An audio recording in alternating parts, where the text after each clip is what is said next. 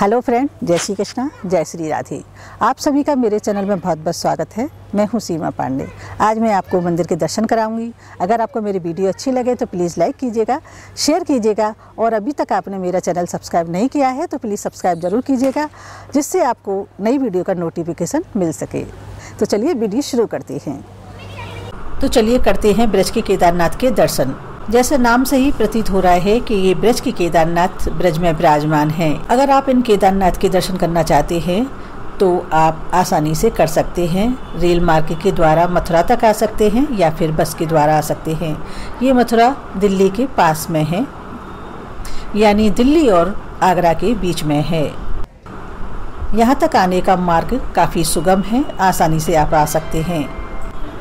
उसके बाद आप अपनी गाड़ी के द्वारा या जीप के द्वारा, बहुत सी बस भी यहाँ पर ब्रज की चल रही है, आप उसके द्वारा कामा कोसी पहुँच सकते हैं।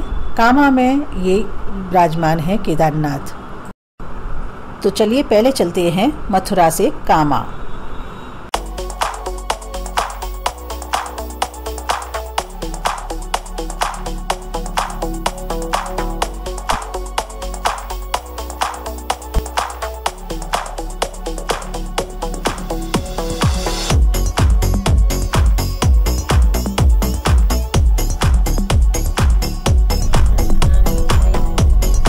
अब हम पहुंच चुके हैं केदारनाथ धाम में और ये जो गेट देख रहे हैं इसी मार्ग से ऊपर के लिए रास्ता है केदारनाथ के गुफा के लिए।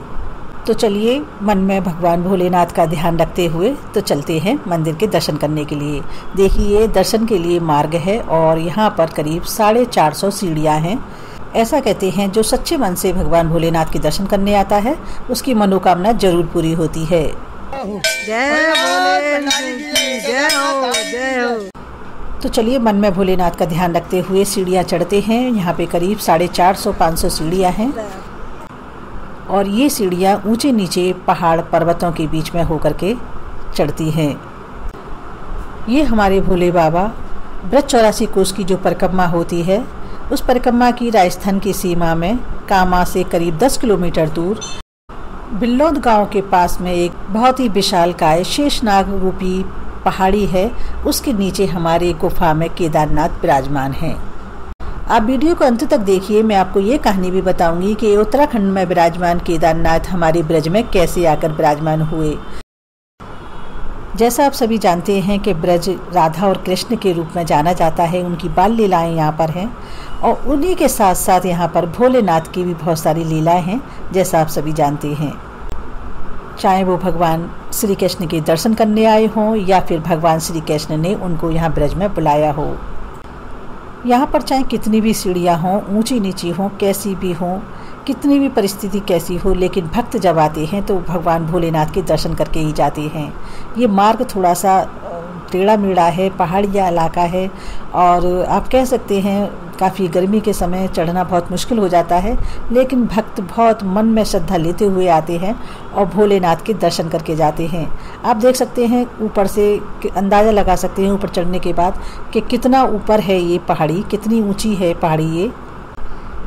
जैसा आप सभी जानते हैं कि भगवान भोलेनाथ उत्तराखंड में विराजमान हैं और वहाँ जाना थोड़ा सा कठिन है। हर कोई नहीं जा पाता है और ख़ास तौर से जो वृद्ध अवस्था में होते हैं वो जाना थोड़ा सा दुर्गम स्थान है। और आजकल तो काफ़ी सुविधा हो गई है, लेकिन कुछ साल पहले यानी कृष्ण भगवान के ज़माने में तो बहुत ही ज़्यादा दुर्गम स्थिति थी। वहाँ पर जो जाने का मार्ग तो काफ़ी कठिन था। समय कोई सा भी हो, कोई सा युग हो, द्वापर हो, कलयुग हो, भगवान को तो हर युग में मानते हैं। तो इसी भाव से श्री कृष्ण के जो माता पिता थे वृद्ध नंद बाबा और यशोदा, उन्होंने भी प्रण कर रखा था कि हमारे जब बालक होगा तो हम भगवान भोलेनाथ के दर्शन करने जाएंगे, या कह सकते हैं 4 धाम की यात्रा करने जाएंगे। जब भगवान श्री कृष्ण पैदा हो गए और उसके बाद में कुछ दिनों बाद थोड़े बड़े हो गए तो माता पिता ने श्री कृष्ण के सम्मुख 4 धाम की यात्रा करने की इच्छा जताई। देखिए ये दर्शनार्थी थक गए हैं चढ़ते चढ़ते और काफ़ी गर्मी का भी सीज़न है, तो थोड़ा सा इस साइड से आप विश्राम भी कर सकते हैं। ये लोग भी विश्राम कर रहे हैं। मैं आपको कहानी भी बताती जा रही हूँ और आप हर हर महादेव के भी कहते जाइए, मन में ध्यान रखते जाइए। तो चलिए फिर आगे कंटिन्यू करते हैं कहानी को।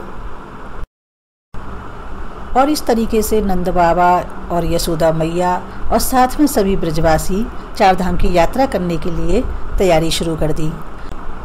ये देख करके श्री कृष्ण तो अंतर्यामी थे, उन्होंने अपनी योग से चारों धाम को और साथ में और भी धामों को ब्रज में बुला लिया। इस तरीके से एक एक करके सभी तीर्थ जो है ब्रज में आ गए और सभी ब्रजवासियों को, माता पिता को, नंद बाबा यशोदा को, सबको दर्शन दिए और तभी से सारे तीर्थ ब्रज में विराजमान हैं। और उन्हीं तीर्थों में से हमारे एक ब्रज में केदारनाथ विराजमान है। तो आज हम केदारनाथ के ही दर्शन करने जा रहे हैं। देखिए चढ़ते चढ़ते सारे दर्शनार्थी आप देख सकते हैं थक गए हैं, काफ़ी सीढ़ियाँ हैं और गर्मी का भी मौसम है और आप देख सकते हैं काफ़ी पहाड़ी इलाका है। बहुत ही मनोरम दृश्य है, ऐसी बात नहीं है। ऊपर से बहुत ही बढ़िया लग रहा है, आप देख सकते हैं चारों तरफ। और काफ़ी ऊपर चढ़े आए हैं। नीचे जब ऊपर से काफ़ी नीचे का एरिया बहुत ही छोटा लग रहा है, पेड़ पौधे बहुत छोटे छोटे लग रहे हैं, आप देख सकते हैं।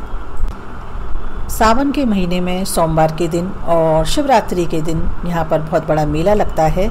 लाखों की संख्या में श्रद्धालु यहाँ दर्शन करने के लिए आते हैं। कार्तिक के महीने में यहाँ पर 84 कोस की परिक्रमा लगती है ब्रज की, तो उसमें लाखों की संख्या में श्रद्धालु देश से विदेश से यहाँ पर दर्शन करने के लिए आते हैं और ये मंदिर 84 कोस की परिक्रमा में पड़ता है। मैं इन भोले बाबा के दर्शन करने के लिए कई बार आ चुकी थी। अब की बार मेरी इच्छा जाहिर हुई कि मैं आपको भी इनके दर्शन कराऊं। इनके दर्शन बहुत ही दुर्लभ हैं और सबसे बड़ी बात ये है कि जो भी यहाँ कोई आता है उसे बहुत ही शांति, श्रद्धा मिलती है। भगवान श्री कृष्ण भोलेनाथ की जो भक्त होते हैं वो यहाँ पर ज़रूर आते हैं और उन सब की मनोकामना भी पूरी होती है। अब आप नीचे देख सकते हैं कि हम कितनी ऊंची पहाड़ी पे आ चुके हैं। हमारे जो खेत और पेड़ पौधे हैं कितने छोटे छोटे नज़र आ रहे हैं। मैं आपको पूरा वीडियो दिखा रही हूँ जिससे आप आनंद ले सकें और आप अच्छी तरीके से इनके दर्शन कर सकें। तो देखिए जो भाव होता है ना वो रास्ते का होता है।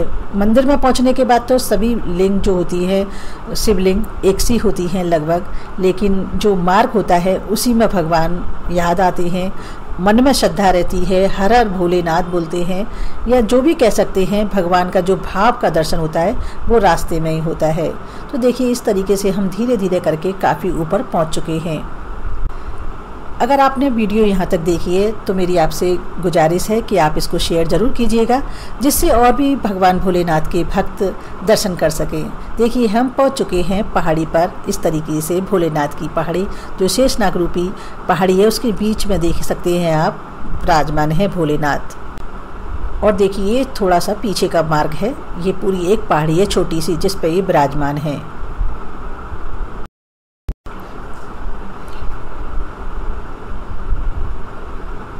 इस गुफानुमा मंदिर में पत्थर से बना हुआ विचित्र शिवलिंग है।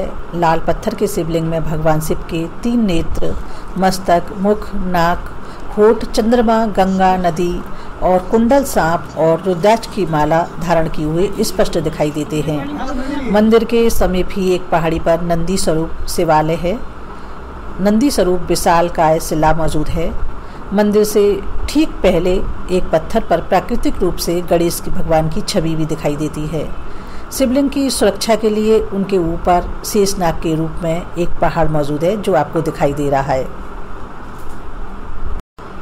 तो देखिए इस तरीके से भक्त लोग इतनी ऊपर चढ़ करके आते हैं और इस तरीके से भगवान भोलेनाथ को मनाते हैं। इन पर दूध, दही, शहद, शक्कर जो भी उन पर बनता है, बेलपत्र, माला, फूल आकर के पूजा अर्चना करते हैं।